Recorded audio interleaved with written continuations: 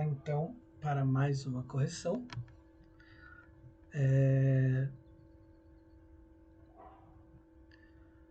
Esse último questionário tem o intuito de fazer o fechamento, né, dessa questão das ligações químicas, que na verdade então será fechado, né? Nós iremos continuar tratando das ligações até o final, e essa parte de ligações é retomada com muita força no terceiro ano, no segundo um pouco menos, tá? Mas ainda esses conteúdos, as ligações químicas basicamente são a base da explicação das propriedades, da maioria das propriedades que a gente estuda também.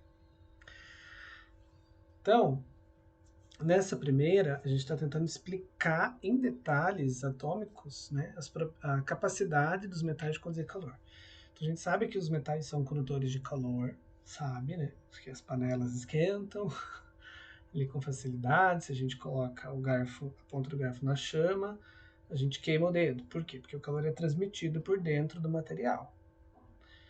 Agora a gente quer saber atomicamente por que isso acontece. Isso acontece porque os elétrons do metal são livres, ou seja, eles conseguem circular dentro do metal. Então, se vocês lembrarem das representações, lembrando que não existe uma fórmula para representar a ligação metálica, né? E uma maneira de representar a ligação desse tipo de substância é simplesmente com o símbolo dos elementos, não tem uma quantidade, porque ela é indefinida. Vou dizer um pouco maior. Então, são os núcleos atômicos, né?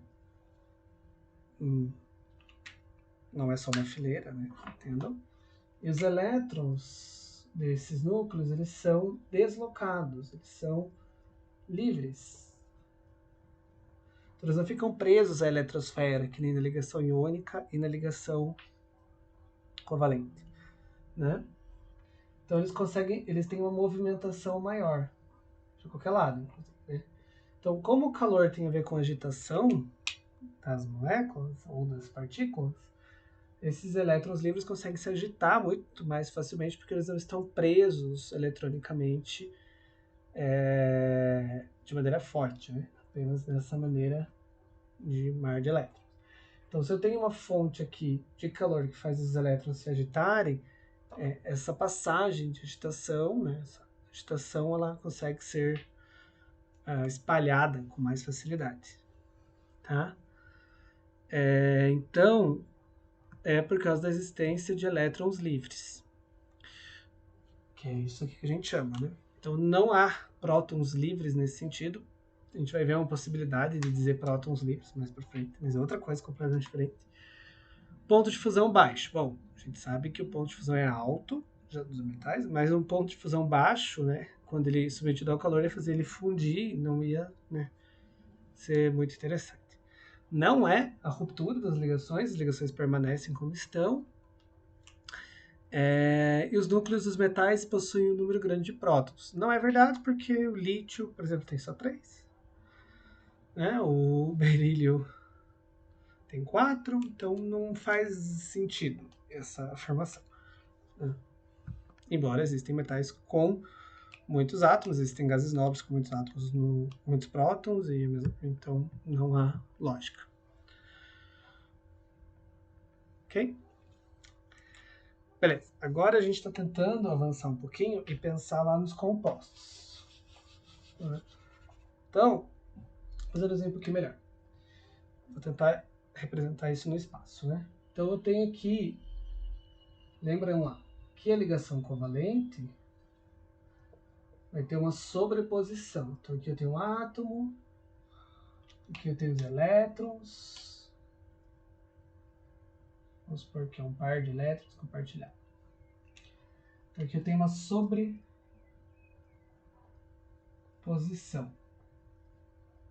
Não sei se vou conseguir ver. Tá. Sobreposição da eletrosfera. Ou seja, essa interação ela é bastante fixa ali, naquela região, no espaço. Já quando eu tenho compostos iônicos, como a gente viu, eles formam cristais, né? sólidos cristalinos.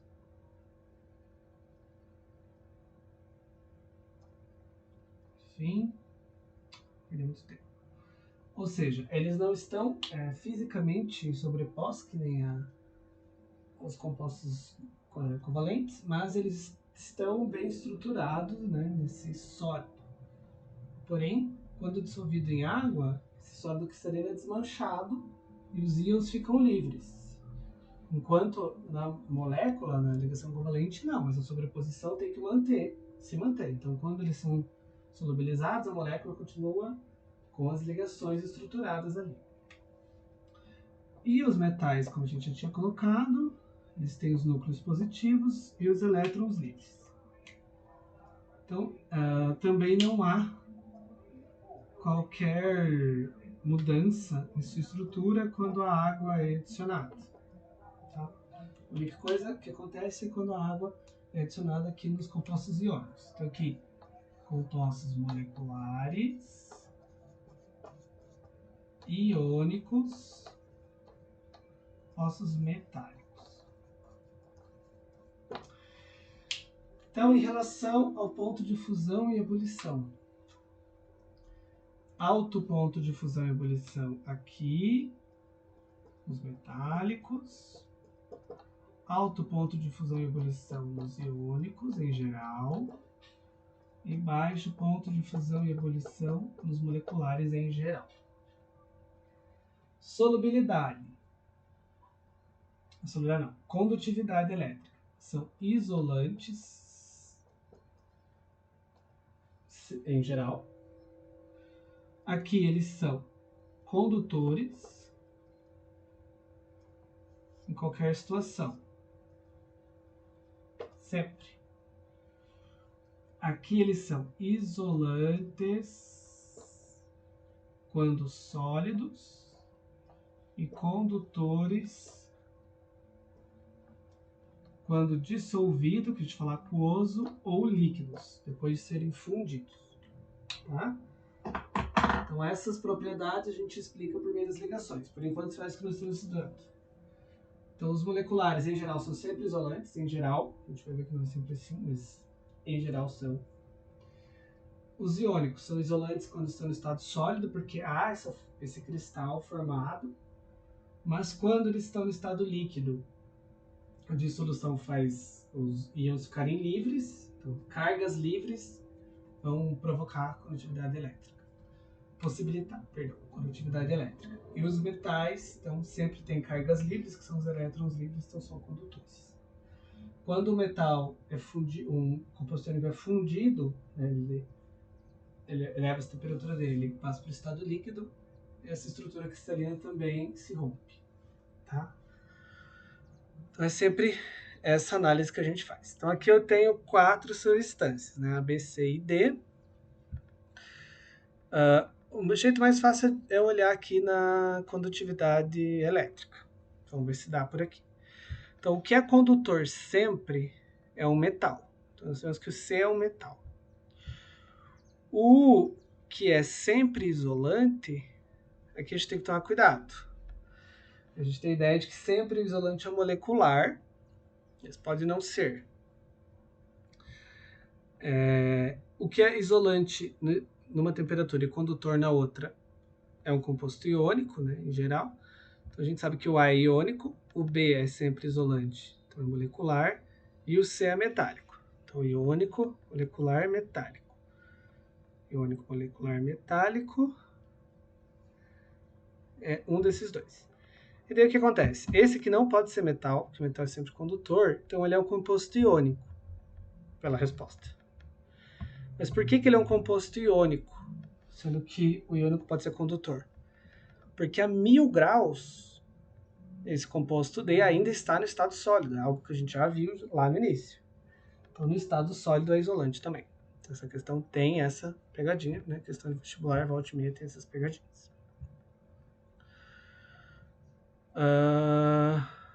Tá.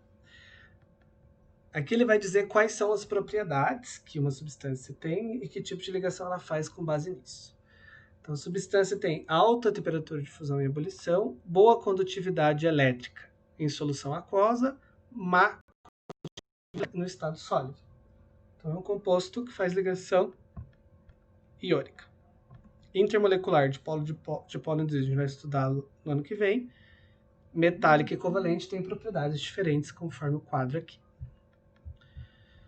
Próximo. Aqui.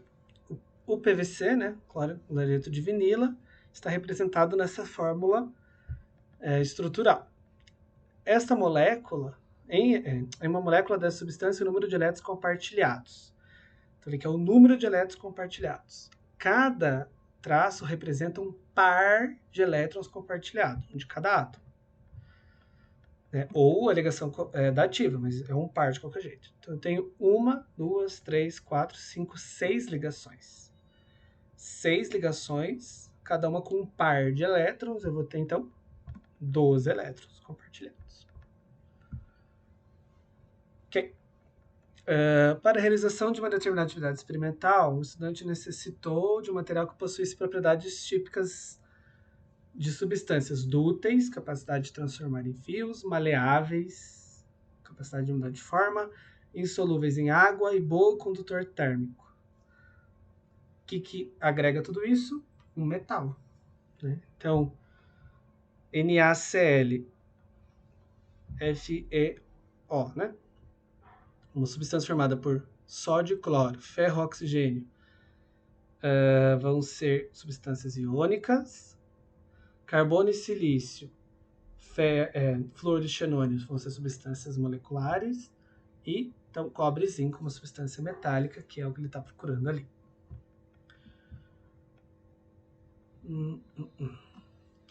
O leite é um alimento rico em substâncias orgânicas, tais como proteína, gordura e açúcar.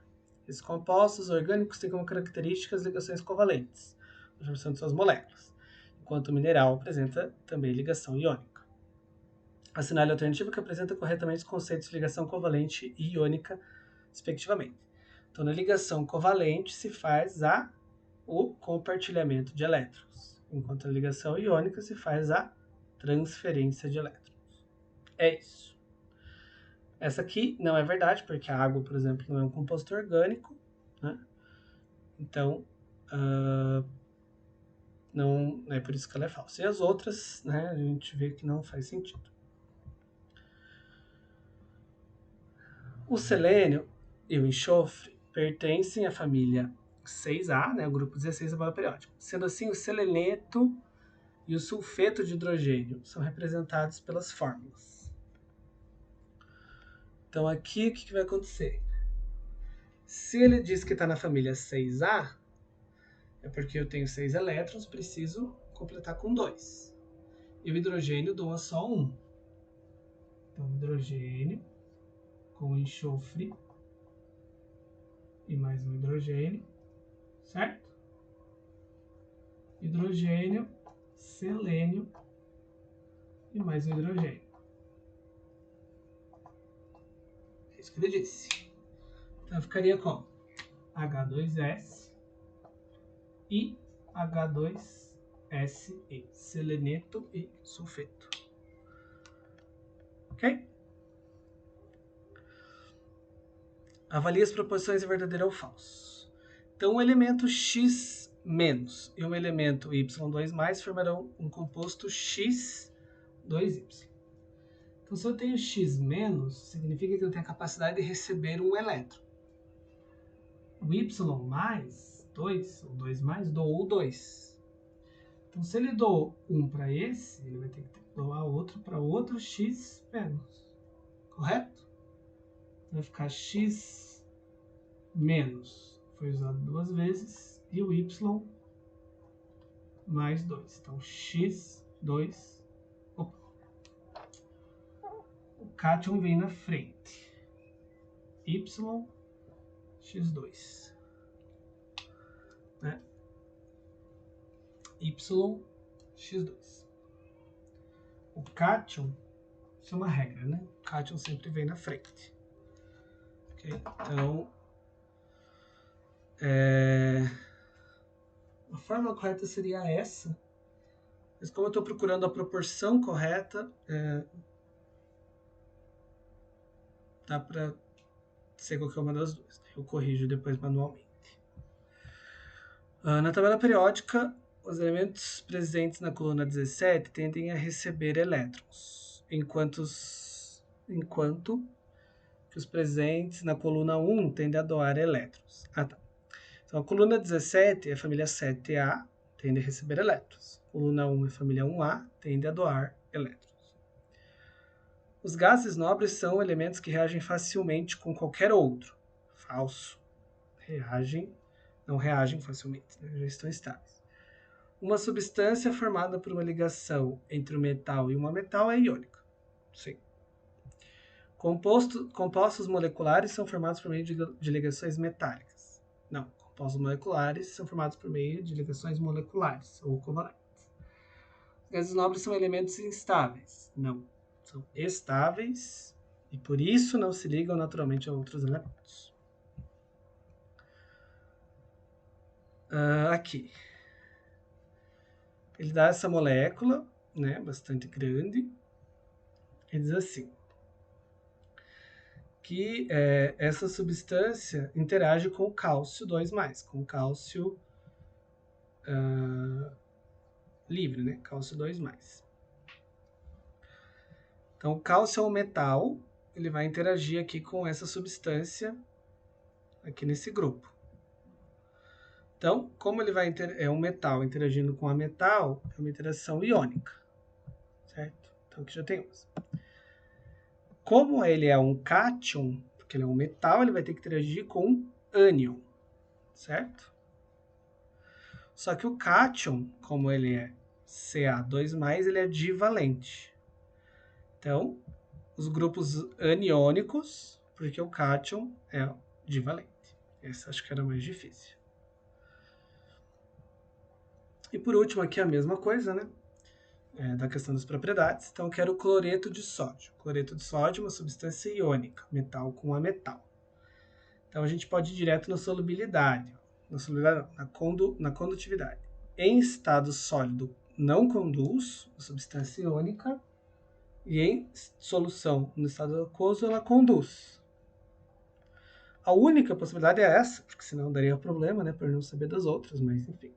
É solúvel em água, né, em geral, substâncias iônicas, e alto ponto de fusão e ebulição, então substância 2. Beleza? É isso então, boas férias.